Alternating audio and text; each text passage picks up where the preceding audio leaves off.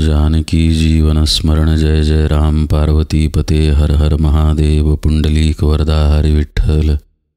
श्री अनंत कोटि ब्रह्मांड नायक राजाधिराज सच्चिदानंद सद्गुरु श्री ब्रह्म चैतन्य महाराज की जय। साधक निरूपणे आपण श्री महाराजांच्या सेवेत पाहत आहे। समर्थ रामदास वेगवेगळ्या प्रकारे आपल्याला सांगतायत की कशा पद्धतीनं आत्मानुभवापर्यंत पोहोचणारी व्यक्ती साधक असते। त्या दिशेनं पावलं टाकणं महत्त्वाचं आहे, हे समर्थांना पटवून द्यायचं आहे। आपण अनेकदा पाहिलेलं आहे की आत्मस्वरूप हे खरं म्हणजे सगळ्याच्याच पलीकडं आहे। त्रिगुणातीत द्वैतातीत असलेलं हे आत्मस्वरूप आहे।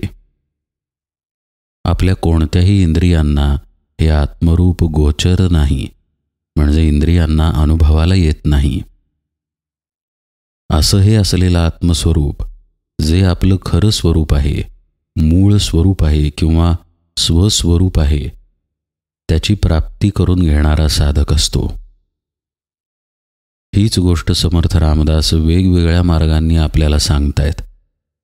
कधी ते म्हणतात की अनुभवांनी साधक तिथपर्यंत जातो, कधी ते आपल्याला सांगतात की मनाच्या पलीकडे जे आहे त्याला तो प्राप्त करून घेतो, कधी ते आपल्याला सांगतात की जिथं जाताना वाचा मौन पावते किंवा जिथं जाताना आपली इंद्रिये थांबतात तिथपर्यंत जाण्याचा साधक प्रयत्न करतो। वेगवेगळ्या प्रकारे ते आत्मस्वरूपाचं वर्णन करतात आणि तिथपर्यंत जाणारा तो साधक अशा पद्धतीनं मांडणी करतात। आता कालपर्यंत आपण या समासातील 22 ओव्या पाहिल्या। आता 23व्या ओवीपासून समर्थ काय म्हणतायत पहा। परती सारून उपाधी असाध्य वस्तू साधने साधी स्वरूपी करी दृढ बुद्धी या नाव साधक। इथेही त्यांनी आत्मस्वरूपाबद्दल वर्णन केलं, आत्मस्वरूपाची लक्षणं सांगितली आणि तिथपर्यंत जाणारा तो साधक अशीच मांडणी केली। परती सारुनी उपाधी म्हणतायत, कारण साधकाला उपाधी बाजूलाच सारावी लागती, कारण आत्म्याला कोणतीच उपाधी नाही। तसंच आत्म्याला ते असाध्य असा शब्द वापरतायत पहा, असाध्य वस्तू। कारण यापूर्वीही आपण पाहिले की प्रयत्न करून ही मिळवण्याची गोष्ट नव्हे। आपल्या मनात असतं इंजिनियर व्हावं, आपल्या मनात असतं डॉक्टर व्हावं, आपण त्या दृष्टीनं पावलं टाकतो, प्रयत्न करतो आणि डॉक्टरकीची पदवी इंजिनिअरिंगची पदवी मिळवतो। आपल्याला आंबा खावासा वाटला, आपण झाडावरून कैरी तोडतो, ती पिकवतो आणि आंबा खातो। अशा पद्धतीनं प्राप्त करून घेण्याची ही आत्मवस्तू नाही। आता कुणी असा तर्क काढेल की ती जर आत्मवस्तू प्राप्त करून घेण्याची नाही आहे, म्हणजे प्रयत्नांनी मिळणारी नाही आहे, तर मग ती मिळवण्याचा प्रयत्न करणारी व्यक्ती साधक कशी काय ठरली बुवा? तर यासाठी आपल्याला प्रयत्नांचं स्वरूप जाणून घ्यावं लागेल। आत्म्याला समर्थ जेव्हा असाध्य वस्तू म्हणतात तेव्हा त्यांना हे सुचवायचं आहे की आत्मा हा स्थूल नाही। आपण जी जी गोष्ट साध्य करून घेतो ती प्रत्येक गोष्ट स्थूलामध्ये येते। उदाहरणार्थ लग्न केलं, बायको नावाची व्यक्ती किंवा नवरा नावाची व्यक्ती आपण साध्य केली, किंवा नवरा बायकोचं नातं आपण साध्य केलं। परीक्षा दिली, कोणती तरी पदवी आपण मिळवली, तीही साध्यच केली। एखादी वस्तू बाजारात जाऊन खरेदी करून आणली, ती वस्तूसुद्धा साध्य केली।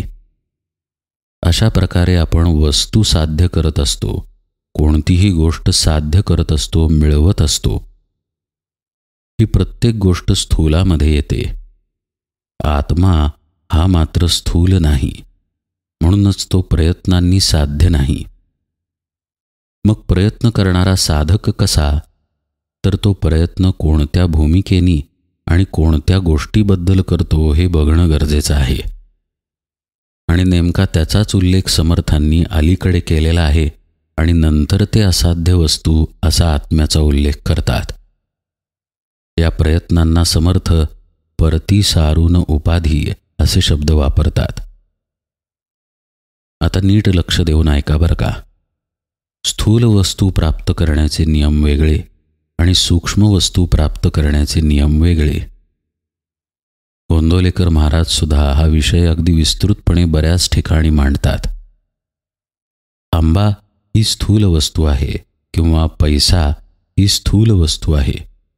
एखादी पदवी म्हणा किंवा बाजारातून विकत आणली जाणारी एखादी गोष्ट म्हणा, या सर्व स्थूल गोष्टी आहेत. अर्थातच त्या प्राप्त करण्याच्या माध्यमामध्ये स्थूलाचा आधार घेतला जातो. पदवी प्राप्त करताना आपण कशाचा आधार घेतो? पैशाचा वापर करून आपण कॉलेजमध्ये ॲडमिशन घेतो. वह्या पुस्तके वापरून, आपल्यातील बुद्धी मन यांचा वापर करून आपण पदवी मिळवतो. आंबा ही स्थूल वस्तू पैसे देऊन आंबा खरेदी करतो. किंवा अगदी पूर्वीचा काळ जरी घेतला तरी भांडी विकत मिळायची धान्य दिल्यानंतर, किंवा तुमच्याकडची एखादी वस्तू मिळाल्यानंतर दुसरी वस्तू दिली जायची. त्या काळी पैसे नव्हते, वस्तू विनियोग चालायचा. तरीसुद्धा काहीतरी स्थूल दिलं जायचं आणि त्या बदल्यात स्थूल मिळायचं. हा स्थूल वस्तू प्राप्त करून घेण्याचा नियम आहे. जशा या बाहेरील वस्तू म्हणजे आंबा म्हणा, पैसा म्हणा, टेबल खुर्ची, गाडी वगैरे बाहेरील आहेत, तसंच परमार्थदृष्ट्या मन, चित्त, बुद्धी, अहंकार या स्थूल वस्तूच आहेत, ज्या सूक्ष्मपणे आपल्या आत आहेत. या स्थूल गोष्टींचा वापर करूनही आपण बाहेरील स्थूल गोष्टी मिळवतो. जसं की मगाशी बघितल्याप्रमाणे बुद्धीचा वापर करून पदवी मिळवू आपण किंवा पैसा मिळवू. पण जी असाध्य वस्तू आहे, जी कोणत्याही प्रयत्नांनी साध्य होत नाही, ती वस्तू साध्य करण्यासाठी समर्थ कोणता प्रयत्न सांगतायत? परती सारून उपाधी. म्हणजे समर्थ याच मन, बुद्धी, चित्त, अहंकार याला बाजूला टाकायला सांगतायत. साधक या स्थूल अंतरात असलेल्या स्थूल गोष्टी बाजूला ठेवण्याचा अभ्यास करतो. आता हा अभ्यास किंवा हा प्रयत्न स्थूल वस्तू प्राप्त करून घेण्याच्या प्रयत्नाच्या उलट दिशेचा झाला नाही का? मन, चित्त, बुद्धी, अहंकार किंवा देहाचा वापर करून स्थूल वस्तू आपण मिळवल्या, पण नेमक्या याच गोष्टींचा त्याग करायला साधक शिकतो, किंवा जो याचा त्याग करतो तो साधक असतो. म्हणून परती सारून उपाधी हा साधनेचा मार्ग आहे. आणि अशा साधनेमुळं असाध्य असलेली वस्तू साध्य होते. असाध्य म्हणजे इंद्रियांना, देहाला, आपल्या मन, चित्त, बुद्धी, अहंकाराला असाध्य असलेली. अशा या आपल्या आत्मवस्तूच्या आड आपलेच दोष येत असतात. परवाच्या प्रवचनाच्या शेवटी आपण पाहिलं पहा, सूर्य काचेच्या पलीकडे आहेच, काच स्वच्छ करायचा फक्त अवकाश आहे. नदीचा तळ नदीच्या तळाशी आहेच मुळी. पाणी गढूळ आहे, घाण आहे. घाण बाजूला केली, गाळ खाली बसला की तळ दिसणारच आहे. तसं आत्मवस्तूचं आहे. नदीचा जो तळ आहे किंवा बाहेर असलेला जो सूर्य आहे, तो आपल्याला काही प्रयत्नानं आणावा लागत नाही. तो तिथे आहेच. त्याच्या अनुभवाच्या आड येणारी गोष्ट आपण बाजूला करतो आणि मग तो तिथे आहेच असा आपला अनुभव होतो. साधक नेमकं हेच करतो. आणि यासाठी समर्थ म्हणतायत की तो स्वरूपाच्या ठिकाणी दृढ बुद्धी ठेवून राहतो. परती सारून उपाधी, याचबरोबर स्वरूपी करी दृढ बुद्धी ही सुद्धा साधनाच आहे. मन, चित्त, बुद्धी, अहंकार या प्रत्येक गोष्टी साधन मार्गामध्ये शुद्ध होत जातात. शुद्धता म्हणजे तरी काय? खरं म्हणजे शुद्धता आणि अशुद्धता या गोष्टी सापेक्ष आहेत. गटारीमध्ये राहणाऱ्या किड्याला गटार हे शुद्धतेचंच स्वरूप आहे, पण आपल्यासाठी गटार अशुद्ध आहे. त्याच पद्धतीनं या शुद्ध अशुद्धतेच्या कल्पना निश्चितपणे बदलतात. पण परमार्थात जेव्हा शुद्धता हा शब्द येतो त्यावेळी तो भगवंतालाच निर्देशित करतो. जसा भगवंत आहे, कसा आहे भगवंत? अजिबात उपाधी नसलेला आहे, पूर्णपणे निरुपाधिक, स्वयंपूर्ण, स्वसंवेद्य असा भगवंत आहे. त्याच पद्धतीनं आपलं अंतरंग होणं, याचा अर्थ अंतरंग शुद्ध होणं. म्हणजे काय? तर मनातील आधी मळ सगळा धुवून निघाला पाहिजे, चित्त साफ झालं पाहिजे, बुद्धी एकाग्र झाली पाहिजे, म्हणजेच स्वरूपाच्या ठिकाणी दृढ झाली पाहिजे. अहंकार स्वच्छ होऊन तो व्यापक बनला पाहिजे. आज अहंकार आपल्याला आपल्याच देहाबद्दलची आसक्ती निर्देशित करतो. हा मी आहे असं मनुष्य छातीवर हात ठेवून म्हणतो पहा. हाच अहंकार संत व्यापक करतात. हे विश्वची माझे घर, ऐसी मती जयाची स्थिर, किंबहुना चराचर आपणची झाला, अशी संतांची अवस्था आहे. ही अवस्था प्राप्त करून घेणं म्हणजे उपाधीला बाजूला टाकणं, म्हणजेच आपल्या अंतःकरणाला शुद्ध करणं. आपल्याचात असलेले दोष आपणच नको का घालवायला? मग आपल्या मनाची धाव, आपल्या चित्ताची धाव, आपल्या अहंकाराची धाव, आपल्या बुद्धीची धाव कुठल्या दिशेनं आहे हे जो पडताळत राहतो तो साधक असतो. बरं, पडताळणी तर कशासाठी? या सर्व अंतःकरण चतुष्टयाला एकाग्र करण्यासाठी. मनात मग आता प्रपंच नको, विषयाचं ध्यान नको. मनामध्ये नाम पाहिजे, भगवंताचं स्वरूपाचं ध्यान पाहिजे, सद्गुरूंचं ध्यान पाहिजे. बुद्धीनं आता आत्म्याचं चिंतन घडलं पाहिजे, विषयाचं नाही. अहंकार आता भगवंताला जाऊन चिकटला पाहिजे, देहाला नाही. तसंच चित्त आता भगवंताच्या नामाच्या स्वरूपाच्या चिंतनात राहिलं पाहिजे. तर या गोष्टी शुद्धतेकडे जाणार. आणि असं घडणं म्हणजे स्वरूपी बुद्धी दृढ होणं. जी बुद्धी आपली देहामध्ये दृढ आहे ती स्वरूपाच्या ठिकाणी दृढ होणं. हे ज्याचं घडतं त्याची उपाधी आपोआपच बाजूला सारली जाते. एक लक्षात घ्या, अहंकार डोळ्याला दिसत नाही. मन सगळ्यांना आहे, पण कुणाचंही मन डोळ्याला दिसत नाही. तसंच बुद्धीचं आहे, तसंच चित्ताचं आहे. देह हा फक्त वर वर दिसणारा एक पाण्याचा बुडबुडा आहे. त्या बुडबुड्यालाच आपण आपलं सर्वस्व मानलेलं आहे आणि यामुळेच आपल्याला उपाधी चिकटलेली आहे. ही चिकटली कुठल्या माध्यमानं? आपल्याच मनाच्या, चित्ताच्या, बुद्धीच्या आणि अहंकाराच्या माध्यमानं. त्यामुळं त्याच गोष्टी स्वच्छ करणं, त्या गोष्टी बाजूला करणं म्हणजे परती सारून उपाधी. देह कुठे टाकायचा नाही आहे, आत्महत्या करायची नाही आहे, किंवा कुठली तरी गोळी खाऊन बेशुद्धावस्थेत जाऊन आपलं मन मारायचं नाही आहे. हा साधना मार्ग आहे.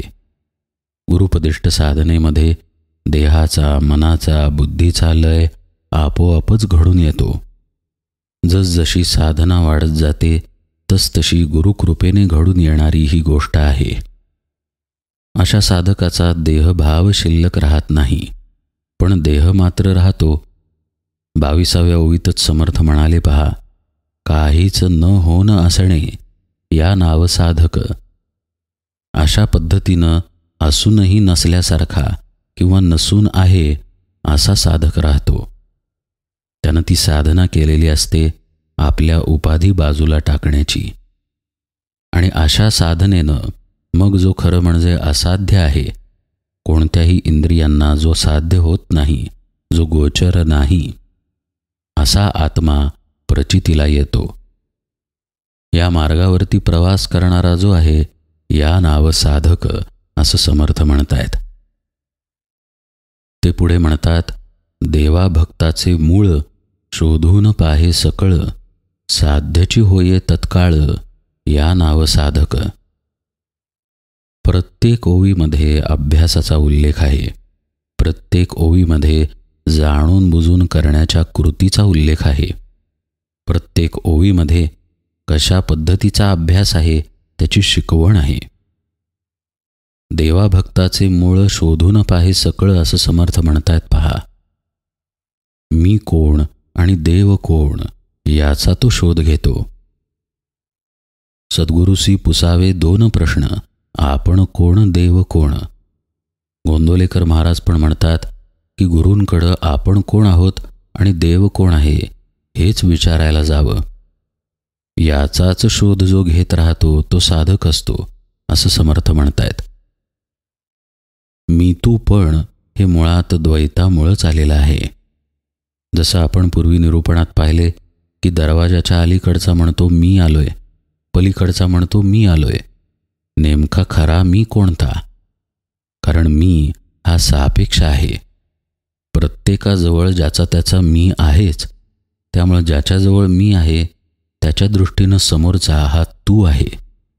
त्यामुळे प्रत्येकजणच भक्त आहे आणि जो भक्त आहे त्याच्यासाठी समोरचा देव आहे. या द्वैताचा भ्रम घालवण्याचा प्रयत्न साधक करतो. मी कोण आहे तर देवच जर असेन तर समोरचा देव कसा? समोरही मी पाहिजे. आणि जर मीच सर्वत्र आहे तर देव नसून मीच माझ्या समोर असलं पाहिजे. पण हा अनुभव साधकाला असत नाही. रामकृष्ण परमहंस काली मातेचे उपासक होते. परमार्थ मार्गामध्ये अत्युच्च अवस्थेला पोचलेले होते. काली मातेच्या आठवणीने त्यांच्या डोळ्यातून अक्षरशः घळाघळा अश्रू वाहत. काली मातेची पूजा करताना ते आईशी इतके समरसून जात की कोण आई आणि कोण पुजारी हा भेदच राहत नसे. या रामकृष्णांचे गुरु तोतापुरी बाबा. रामकृष्णांना त्यांनी ध्यानमार्ग सांगितला. ते रामकृष्ण परमहंसांना म्हणाले, तुझ्या भ्रूमध्याच्या ठिकाणी लक्ष देऊन बघ, कोण दिसतंय पहा. रामकृष्ण काय काली मातामय झालेले होते. त्यांना देवीच दिसत होती. ते म्हणाले, महाराज काली माता दिसत आहे. तोतापुरी बाबा एकदम ओरडले, कोण दिसतंय बघ. त्यावरही रामकृष्ण म्हणाले, काली माताच दिसतीये. मग तोतापुरी बाबांनी खालील एक टोकदार दगड उचलला आणि तो रामकृष्णांच्या भ्रूमध्यस्थानी म्हणजेच आज्ञाचक्राच्या ठिकाणी दाबला. आता बघ म्हणाले, कोण दिसतंय. तरीही रामकृष्ण म्हणाले, काली माता दिसतीये. तर तोतापुरी बाबा एकदम ओरडले, कापून टाक तिला. जमत नाहीये असं रामकृष्ण म्हणाले. तोतापुरी बाबा म्हणाले, जमव जमव. आणि शेवटी ते त्यांना जमलं. रामकृष्णांना देव आणि भक्त या द्वैताच्या पलीकडे तोतापुरी बाबा घेऊन गेले. रामकृष्णांचे रामकृष्ण परमहंस झाले. ऐक शिष्या येथीचे वर्म, स्वये तूची आहेसी ब्रह्म, ये विषयी संदेह भ्रम धरूची नको. हा उपदेश आपण पाहिला सद्गुरूंचा.